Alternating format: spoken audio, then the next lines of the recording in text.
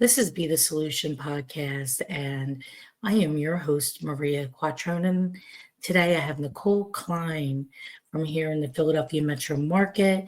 Nicole's with EXP, and Nicole has been in industry for quite some time. And today I'm going to pack her superpower, which is networking.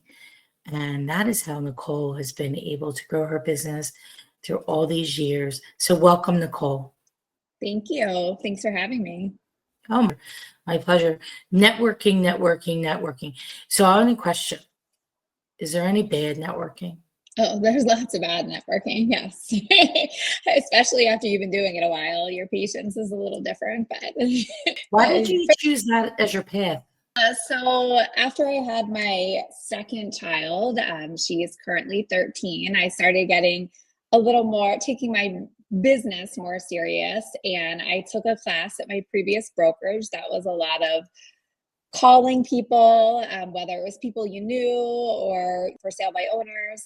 And I remember going to my office manager and I was like, I don't like this. This is not my style. And I really don't want to do it. And he goes, so don't. And I was like, oh, that wasn't the answer that I expected him to have, especially since this was the main focus of the class that I was attending. He said, but you have to figure out something else. If you're not going to do that, then you need to figure out what you do like to do and be really good at it. Well, I like talking to people, as I'm sure everybody in real estate does. We wouldn't be in this industry if we didn't like people. And I didn't really even know the world of networking existed, to be honest. I had been home for a little while with my kids and went to a networking event and just really loved it. Truth be told, I probably liked it because I was a lonely mom and was really happy to meet some people. So I think I probably, went more to make some friends than to actually get some business. But quickly learned that building relationships through networking was how you get business. So that's how I got started and started making that turn. I just didn't want to pick up this really heavy device and start making phone calls, which I know you're very good at. Well, that's another story for another day. We could talk about that for a long time. So people think networking is just going out and meeting people, but it's much more than just going out and meeting people. So what is it that you do that if somebody replicated your system could successfully earn business that way? So like you said, you have to treat it like a business model. You can't just treat it as going out to lunch or going to a happy hour. Otherwise, you can go there and collect a bunch of cards and your business won't change. So it took me a little while to learn what worked well and how to use my time wisely.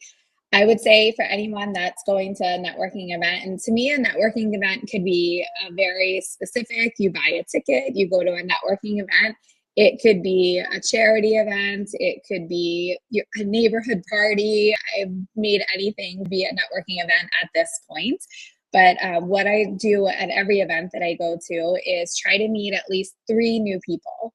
So when you go to the event, I am very outgoing normally, but just like most, when you go into an event that's in a room of people you don't know, it can feel a little intimidating at times. To just go up and introduce yourself to somebody. So try to find a group of people when you go to a networking event. Don't look for 2 people talking to each other. It's harder to interrupt 2 people and introduce yourself. It can sometimes be rude. So look for a group that's 3 or more and, go up and I always say that I have to put my big girl shoes on and get the guts to walk up to somebody, and introduce yourself.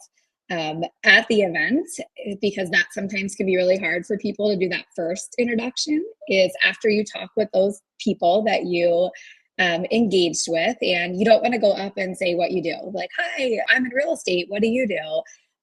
That's what everybody is saying at a networking event. So think about what's going on currently. I try not to talk about politics either. So not that type of current events, but maybe today you go to a networking event, you're opening talk about like what's just going on the calendar. Do you have anything coming up for spring break? Do you have any trips coming up?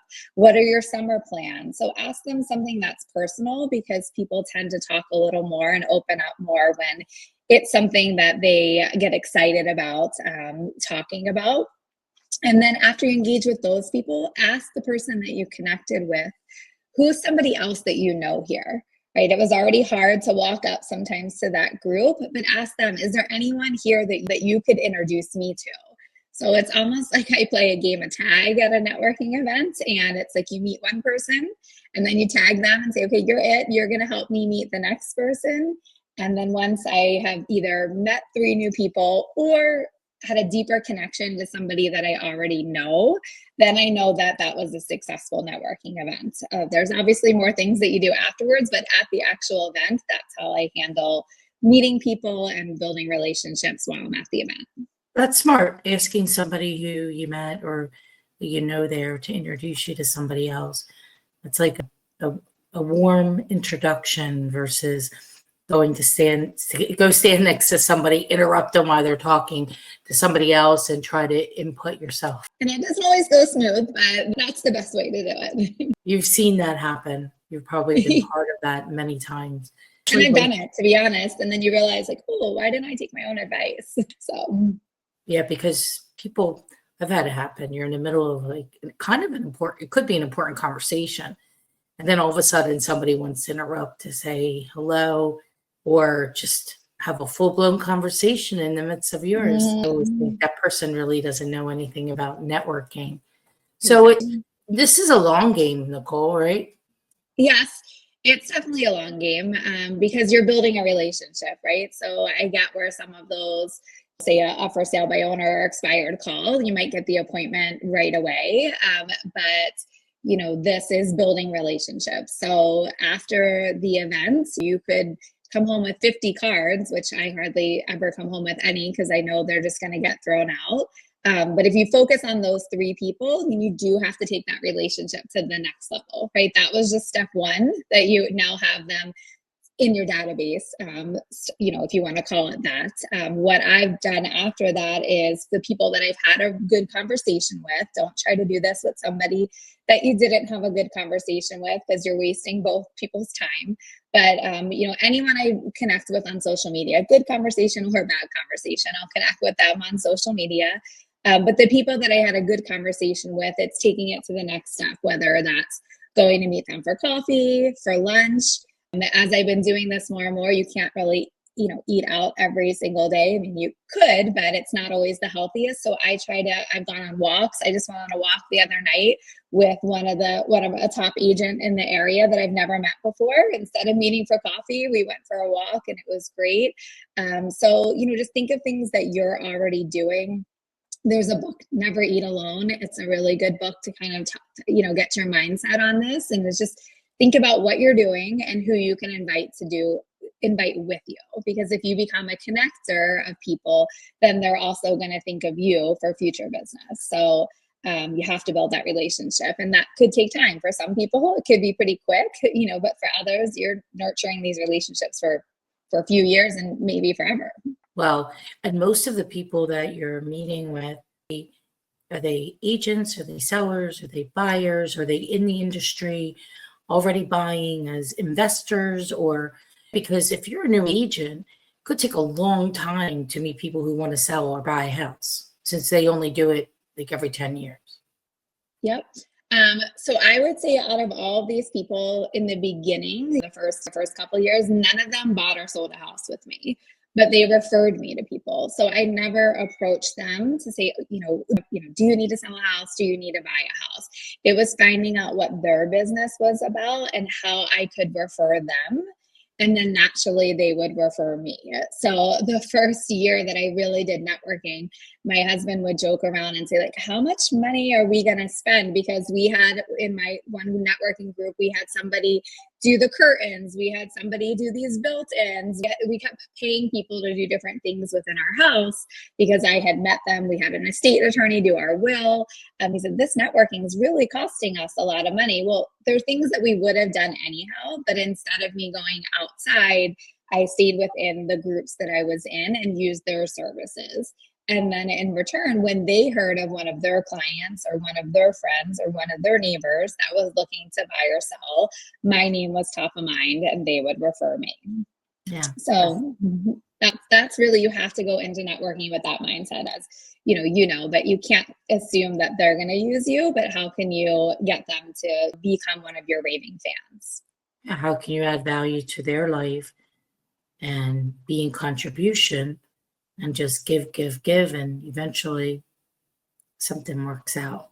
Many things work out, right? Exactly. Yes. So, do you have a specific number of events that you target to go to on a weekly basis or a monthly basis? I probably should. In the beginning, I would go to at least one a week as I was growing the business. But, sometimes more than one. Like I said, I didn't even know the whole world and networking existed, which some people might think that's crazy to not know that. But once I started, then you would hear about other events and other events. My suggestion wouldn't be as much to focus on the number, but find the right events to go to. We joked about, is there a bad networking event? Like, find an event that you feel comfortable. I tend to go to a lot of women's events. I find that a lot of women business owners are very supportive. Often I do push myself to go to more of a co-ed event just to meet some new people and get outside. But for me, that's what I found to be the most successful. And now when I go to the events, you see some of the people you already have built relationships with. It's easy for them to sing your praises, introduce you to somebody else. It's easy for you to, share if you brought a guest and introduce them. So that's been my, what I've done. It just depends how much business how much relationships you want to build for business. Like we talked about, it's a long game. So if you want, the more people you can get in front of, the more that relationships you can build, but just make sure you have time for the follow-up, because if you're going and you're not doing that step afterwards, you might as well just stay home that night. That's true. I take the action regardless of whatever ways that you target for new business, and the constant follow-up I found is really where it happens, and being in the contribution, like I just mentioned, because that's where you set yourself apart.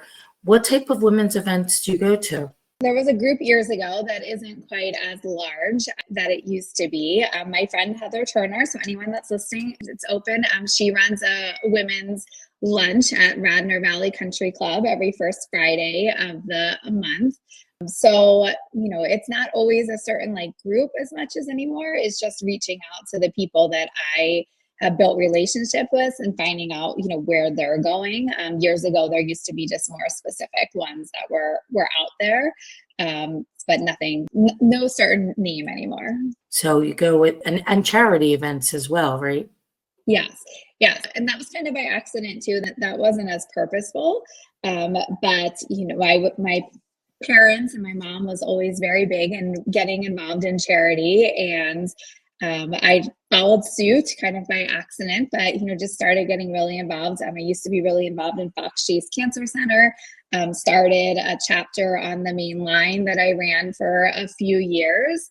And our whole board that would help with the chapter were people that I met through networking. So we would, we all collaborated. One person sold Stella and Dot. If you remember when that was a big thing, we had one person that worked in a bank that was on the board.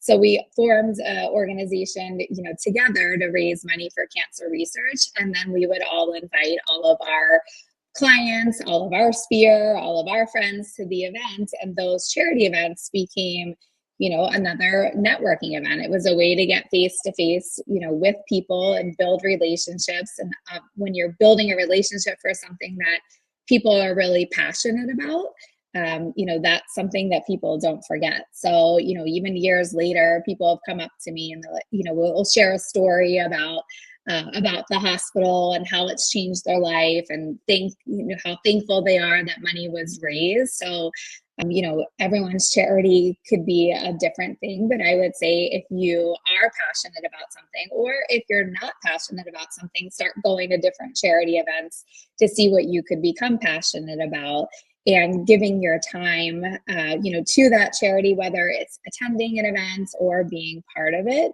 could really, help with building relationships. That role became a little time consuming as my real estate business grew. It became a little challenging to try to raise $100,000 a year for cancer research. So now our team does it on a smaller level. Each year we pick 4 charities that our team supports, so 1 charity a quarter, and we use those as our client events, as our team building events. And it goes back to, inviting people into your world. So when we have a client event and it's about a certain charity, we're able to share, wow, we're passionate about that charity. We're able to invite that charity into the event and build relationships, through giving back through the charity. So good. It's awesome. So the question, because you can't really control through networking when somebody's going to refer your business. So how do you say, okay, I want to sell X number of properties a year? How do you ensure that happens through the networking plate? Right. It's a good question. And I would say, it's just like anything else in real estate, right? It's a numbers game. So yes, you don't know if they're going to refer you, but if you build enough relationships, then you'll be able to know what your pipeline is like. So, might not be a certain number that you can say, but I know if I'm behind on my goal or the team's behind on my goal, then I need to reach out to those people that I've already connected with. Again, finding out how I can help them with their service, people that I'm closer with, setting certain goals and saying, I have this goal this year. I would love your support in it if you know anybody, and, in return, how I can help you. So it's just still touching on them and making sure that you're connecting with them. You can't just sit back and hope that people will, the phone will ring. You have to reach out to them and, be that top of mind person. I will say one thing I've learned about this way of building business is it works in any market. When you build relationships, people are going to already know, and trust you. So in a down market, you're still getting the referrals. In a market that's busy, you're getting the referrals. So I find that it's very tried and true because, you're not depending on outside influences. The people that call, especially agents on our team, when I give them a lead from a referral source through networking or through my sphere, it's not really a lead, it's a buyer or a seller. So we don't have to do that whole conversion process and build that relationship and, call and email and text and try to get them to respond. So I've always found it's a lot easier and very consistent, but you can't just assume that it will just work. You have to work it. You have to follow up. You have to. So I want everyone to be clear. You still are making phone calls. They're just to people that you know because you build a relationship with them. You're not sitting there waiting for your phone to ring. So you are still making calls. I said, I've never went to a settlement that didn't first start with a conversation. It's true. Can't have a closing if you didn't have a conversation with somebody. So regardless of who you are calling, how you are calling, you still have to call people. That's what I want people to hear. You still have to take action on a daily basis. Nicole, do you have a schedule that you follow every single day? Yes. I spent a lot of my time now is, running the team. But I do make sure, and this is a low number, but I've been doing this 18 years, but, I do make sure I have at least 5 conversations via phone a day, whether that's with another agent in the industry or somebody, within my sphere. And then I probably have about 15 conversations a day on social media. And by conversations, it's not just liking a post or saying so cute, right? I'm DMing people, asking questions, finding out how they are doing. staying very top of mind with people. So, and when that stops, the business will stop. So, because as you know, and anyone watching, everybody knows a few real estate agents, right? We're not that rare to find. So you have to be the person that stands out. And they might even forget about you, even if you had a great conversation or a wonderful lunch, but, they need to know that you care and that that you're still out there and by reaching out. So it's, phone and social media is my main way of communicating with people. So that's interesting. So you're having conversations with people, again, conversations with people through DMing on, I guess, like either Instagram or Facebook Messenger, and you're making sure that you're conversing on a daily basis. Yes. And it's not normally about real estate. I mean, I'm sure you're familiar with the Ford method. So the Ford method is you talk about family, occupation, recreation, and dreams. And naturally, when you start asking other people questions about how's your family, how's your job, are you going away, are you doing anything fun, they normally don't just answer the questions and say goodbye, right? They naturally ask you, well, how's everything with you? How's real estate? And, it engages in that conversation to be able to, share whatever it is that you want to share about your real estate business. Yeah, exactly. I think we get so caught up in, not wanting to do the work that we find ways to not do it instead of ways to do it, right? Because there's a lot of different ways that you can do it, but you just have to do it. You have to take the action, especially now in today's market. You find you have to talk to more people today, Nicole? I mean, I'm pretty talkative, so I probably talk to more people. Right now I'm at my house, but like I'm barely at home. I'm rarely in the office. People, you're going to do this method. People aren't going to just come to you to buy or sell a house. You have to get out and you have to, go meet people where they are. I just try to get more involved socially with things, and that fills my bucket, so it works out nicely. But I do like alone time, and I do like downtime as well. But if I can go to a lunch with 30 people, I'll do that over making 5 phone calls. Well, I think it all comes down to where each person excels at. And sometimes you got to start with the basic things of just making the phone calls. It gives you that confidence to then go out and do other things, to do that networking. And also, if you combine the two, you're making calls and you're doing the networking over time, it really increases your business. Could be 2, 3, 4-fold from what you had started with to begin with. Yeah, you have to practice. I mean, I've been, script practice. I still do script practice, right? Because the people that refer you, somebody, you might not know you. So you still have to make sure your skills are sharpened and that, you're good with conversion on those people and moving them forward in the direction of becoming a buyer or seller. So it's not just everyone doesn't just call and say they want to buy a house. You still have to do the work. I heard something yesterday interesting, and I do this all the time. For example, every time I'm at the hair salon, I make sure, because I go often, once a week, I make sure that my appointments are booked for the next 6 weeks. And, last summer I booked them from May until September. I knew when I was going, so I could plan around that. But it's the same thing in real estate. If you're talking to somebody, or you're having a network meeting with somebody, whatever, on the phone, in person, you want to always get that next step booked, right? So they may say, I'm not ready to sell to September. Okay, that's great. Let's do this. Let's set a tentative date in June or July to talk about the sales strategy. So it's like they know you're going to call. They're expecting Maria, Nicole, going to call in June in the morning, because that's the best time for them to talk about the next steps to prepare in advance. Because otherwise, I find that if we don't have a next step planned in the calendar, booked with somebody, even if it's like just penciled in, then when we call, it's that dreaded thing of, hi, just following out with you. I hate that. Yeah, and following up. you could just ask permission in networking. Would it be, hey, it's okay if I just give you a call and check back in, like, because if it's not as purposeful, but I Yeah, agree. that exact same thing. Same thing.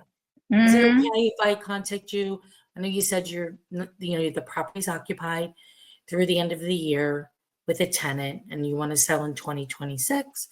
Is it okay if I give you a call in October and I can do a market analysis for you? Something like that. Whatever it is, but planting that seed of the next time you're going to connect. Or, oh, I have somebody I'm going to refer you to for plumbing, whatever. Can I give them your information? I don't know. I always find that it's easier if you had asked permission in advance and just call me. Mm. And make sure you follow up, right? That's the other key. Because sometimes people will say, "Can I follow up?" and then they don't follow up. And then that makes you look bad. But I think you used a great example. Like, even if you refer a plumber, don't forget to follow up and say, "Hey, how did that plumber work out?" Right? It's another easy touch. I recently have been using the send later option on if you have Android, you've already had this, but on iPhone, you can now send a text later. So it has to follow up as soon as I have the last text conversation. So if I sent them a plumber and they said the plumber's coming next week, I can do a send later text from a week from now, right? This, today, and it gets sent to them. And that's really been helping me with my follow up and making sure that I ask a question in the text. So then that way they need to answer and reply. That's a good reminder. In our CRM, we also have each schedule it in advance. It's a good reminder to do that because even though I know I have a list of tasks every day, I use Follow Up Boss, a list of tasks that I have to do and following up. And then some days I don't get to all the tasks because there was 72. Right. Yeah, that's a little hard. So then I'm backlogged. So then I'm like scrolling through and I can automatically, it's like, we talk about this all the time. It's hinges swing big doors. It's the little tweaks that we do in our business like that, like a scheduling and automatic, already done. That is something now you don't have to think about. You did it already. And now it's made sure that it's done. But that little tiny thing could really open big doors for your business because you're touching them again, and you already did the work to touch them. So I think that's really important. You look at all the little tiny tweaks, and I'm thinking about this constantly. Constantly. Can I improve the customer experience, the client experience? How many more touches can I touch with them? Because it's still, even though we have a lot of touches, it's still not enough. It's still not enough. So how do I add? So I'm like, okay, so after the appointment, they're going to get this, or before the appointment, we already send, they get that. And then after the actual, they signed, they get this. And it's just to keep that communication flowing and, that care part of it, which, for a lot of people, it's really hard to do. Yeah, we have to stay top of mind at all times. So they're singing our praises and that they come back to us. It's It works. Work. That's the name of the game. So, Nicole, this is directed directly to you. Guilty pleasure. What's your guilty pleasure? my guilty pleasure is I just love going to the beach. So I try to do as much as possible to spend 5 weeks down the shore each summer. And when I go to the beach, I do not look like this. I'm very casual and very relaxed, and so I would say that's it. Which beach do you go to? We go to Ocean City, New Jersey. Fantastic. That's a great way to spend time with your family. And the beach is so beachy. The ocean and the waves and the sound of the ocean. And just so relaxing. I get so excited even thinking about it. I love the beach too. I go down weekend, so, and then July, August, Thursday nights, and I work on Fridays from there. But yeah, it's easy to from there still, but yeah. We started selling at the shore. We do a good amount of our business there, so then I can have client events and networking and do all the fun things at the beach. I love it. That's fantastic. And so, Nicole, this is to you again personally. What are you most excited about for your personal future? Most excited. Well, my kids are getting older. They're in 8th and 9th grade, and my husband's coming close to retirement. So just thinking about our like next steps. I mean, we still have, years to go. But we recently purchased a place in Naples, Florida. So hoping to spend, Congratulations. thank you. So hoping to spend more time in Florida in 6 years. So just, thinking about that and working towards that goal. That's amazing. I have several friends that moved to Naples over the last several years, so they all love it. That's really exciting. Good It's for fun. you. It's just Philly South. Everybody, you just run into people from all over Philadelphia when you go down there. Well, in the nice weather, Yes. with palm crime, no trash. We could go on about the beauty of Naples, and the beaches are incredible. Yeah, it's beautiful. It's beautiful. Well, I appreciate you, Nicole. Appreciate you on Be the Solution. You certainly have the networking dialed in on that, so that's awesome. Good for you, and we'll have to come. We'll have you on again later in the year. Well, thank you. Thank you, Sharon.